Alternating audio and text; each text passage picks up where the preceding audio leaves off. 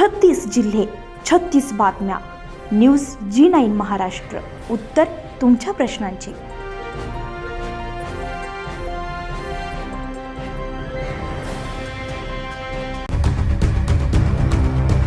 कन्नड तालुक्यातील शेलगाव शिवारातील गट क्रमांक 23, 24, 26, 27, 70, 72 येथील शेतकऱ्यांनी रस्त्याच्या प्रश्नावरून अखेर आमरण उपोषणाचा मार्ग स्वीकारला. दिनांक 20 सप्टेंबर 2021 पासून तहसील कार्यालय कन्नड येथे गाडी रस्ता मोकळा करून देण्याबाबत अर्ज सादर करूनही आजपर्यंत कोणताही ठोस कार्यवाही न झाल्यामुळे शेतकरी संतप्त झालेत.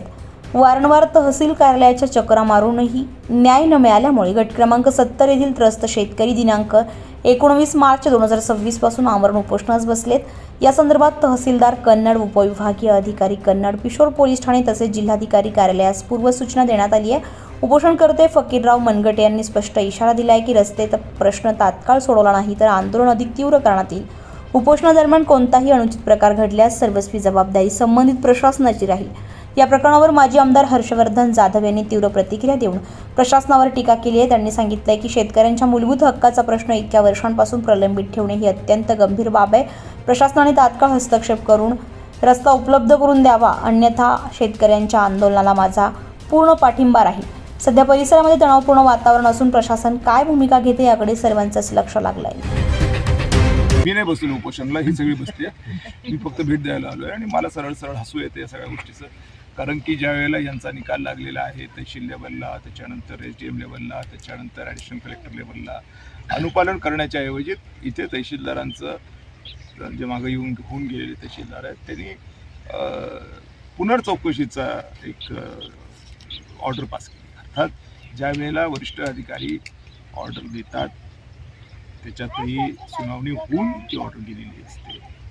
त्याच्यावरती जर का तुम्हाला ते थांबवायचं असेल तर संबंधित अधिकाऱ्याच्या वरच्या अधिकाऱ्यांना, या केसमध्ये ॲडिशनल कलेक्टरची ऑर्डर झालेली, यांना थांबवायचं असेल तर विभागीय आयुक्तांकडे त्याचं अपील व्हायला पाहिजे आणि ते स्टे करून मग त्याच्यानंतर पुढचं सगळं व्हायला पाहिजे. ते न करता खालच्या अधिकाऱ्यांनी वरच्या अधिकाऱ्याचं आदेशाचं अनुपालनाच्या ऐवजी पुनर्तपासणीचे आदेश दिले आणि त्या अनुषंगाने पुन्हा एकदा नोटीस आलेली आहे की आम्ही स्पॉट पंचनामा करतो, जे धादांतपणे बेकायदेशीर.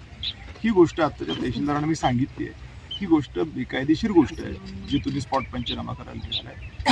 तुम्हाला इथं येऊन वरिष्ठ अधिकाऱ्यांच्या आदेशाचं अनुपालन करणं क्रमप्राप्त आहे, त्यामुळे ते करा तुम्ही, अशा पद्धतीचं त्यांना आम्ही कळवलंय. त्यांना हेही कळवलंय की जर तुम्ही ते नाही केलं तर तुम्हाला वरिष्ठ अधिकाऱ्यांच्या आदेशाचं अनुपालन न करता त्याच्यामध्ये विघ्न आणण्याच्या संदर्भातलं तुम्ही जे काही खटपट केला, या सगळ्या गोष्टी महाराष्ट्र सिव्हिल सर्व्हिस रूल्सच्या अंतर्गत बेकायदेशीर आहेत आणि त्याच्यामध्ये दिलेल्या शिक्षेस तुम्ही पात्र राहाल. त्याचबरोबर सेवा हमी कायदा 2014 याच्यामधील कलमांप्रमाणेही तुम्ही शिक्षेस पात्र राहाल. आणि या सगळ्या गोष्टींपासून तुम्ही स्वतःला वाचवा आणि या शेतकऱ्यांचं वरिष्ठ कार्यालयाच्या सुनावणी अंती झालेल्या निर्णयाची अंमलबजावणी तुम्ही करा, अशा पद्धतीचं तहसीलदारांना मी माझ्या वतीने कळवलेलं आहे. ते कसं करतील अशी मी त्यांच्याकडनं अपेक्षा व्यक्त करतो. आणि नाही केलं तर संबंधित महाराष्ट्र सिव्हिल सर्व्हिस रूल्स आणि सेवा हमी कायदा, ज्याला आपण म्हणतो की राईट टू पब्लिक सर्व्हिस, या दोन्ही कायद्याअंतर्गत तहसीलदार कन्नड यांना आम्ही खेचणार कोर्टामध्ये आणि होणाऱ्या परिस्थितीमध्ये त्या जबाबदार राहतील. अर्थात जी चुका मागच्या तहसीलदारांनी केल्या ते या तहसीलदारांनी करू नये. राजकीय वजन वापरून काही गोष्टी करायचा प्रयत्न जरी होत असला तरी अजूनही संविधान आहे, संविधान नाही असं नाही आहे. त्यामुळे संविधान असताना जर हे संविधानाशी खेळणार असतील तर मग तर खूप मोठा गोंधळ होऊन बसेल. आणि हा सरळ टेक्निकल विषय आहे. उद्या तहसीलदार कन्नड यांनी इथे रस्ता मोकळा करून न देता स्पॉट पंचनामा करून काही करायचा प्रयत्न तर जिल्हाधिकारी कार्यालयांच्या समोर या सगळ्या लोकांना मी घेऊन उपोषणाला बसेल. एकदा जिल्हाधिकाऱ्यांना यांची सगळ्यांची भेट घालून देईल की तुमचे आदेश तुमचा तहसीलदार पाळत नाही, त्यांच्यावरती कारवाई जर तुम्हाला करायची नसेल तर मग हे सगळंच जे काय आहे ते न्यायालयीन कार्यक्षेत्रामध्ये विषय येऊन जाईल. न्यायालयीन कार्यक्षेत्रामध्ये हा टिकणार नाही आणि हा गोंधळ होईल. तथापि निर्णय घ्या असं जिल्हाधिकाऱ्यांना सांगण्यात येईल. नाही निर्णय घेतला आम्ही उपोषणाला बसू, पण जिल्हाधिकाऱ्यांच्या समोर बसू आणि मी स्वतः पण उपोषणाला बसेल. आणि यांना जे सगळं वाटतंय की राजा बोले दल हले, आमदार आमचा, खासदार आमचा, मुख्यमंत्री आमचा, पंतप्रधान आमचा, सध्या ना जगामध्ये फक्त ट्रम्पची चालते, कोणाचीच दुसरीची चालत नाही. ट्रम्प पाहिजे त्याला ठोकतोय, पाहिजे त्याला उघडा भोंगळा करून मारतोय. आमचं सातत्याने म्हणणं असं असतंय की संवाद करा, एकमेकाशी वाद करू नका, भांडण करू नका, कायदेशीररित्या सगळं व्यवस्थित करा. आपला शत्रू अमेरिका आहे, आपला शत्रू आपण नाही आहोत. भारतीय एकमेकाचे शत्रू नाही आहेत. आपला शत्रू चायना आहे, आपला शत्रू रशिया आहे, आपला शत्रू अमेरिका आहे. आपला शत्रू इकडच्या बांधून तिकडच्या बांधावरचा कशाबद्दल ठेवतात? बॉम्ब पडला तर सारेच बांध जातील, बॉम्ब पडला सगळे कलेक्टरी मरतील, तहसीलदारी मिळेल, सगळेच मरतील. परिस्थिती ती आहे. अशा या जागतिक युद्धाच्या परिस्थितीमध्ये आपण ग्रहयुद्ध कशाबद्दल करतो? हे ग्रहयुद्ध करायचं नाही, शांततेच्या मार्गाने, कायदेशीर सनदशीर मार्गाने सोडवून टाकायचं, अशा हेतूने आम्ही सगळं करतो. पण जर का हे अटळ असतील आणि हे म्हणत असतील नाही आमचीच चालते, तर सॉरी, तुमची नाही चालत. पंतप्रधान सुद्धा या देशाचे सध्या आडवे झालेले आहेत. त्यामुळे या देशाच्या आमदारांनी, खासदारांनी, पंतप्रधानांनी, या सगळ्या लोकांनी समजण्यात काहीही उपयोग नाही. गॅसची टंचाई प्रचंड तयार झाली आहे, मारामाऱ्या सुरू आहेत. तर डिझेलचा दरवाढ सुद्धा आपल्याला 1-2 दिवसात पाहायला मिळणार आहे. देश अत्यंत अडचणीत आहे. या अडचणीतल्या काळात तरी एकमेकाला सहाय्य करा, एकमेकाला मदत करा, एवढी माझी प्रार्थना प्रशासनाला. आणि उद्याच्या दिवशी तहसीलदारांनी कायद्याप्रमाणे काम करावं.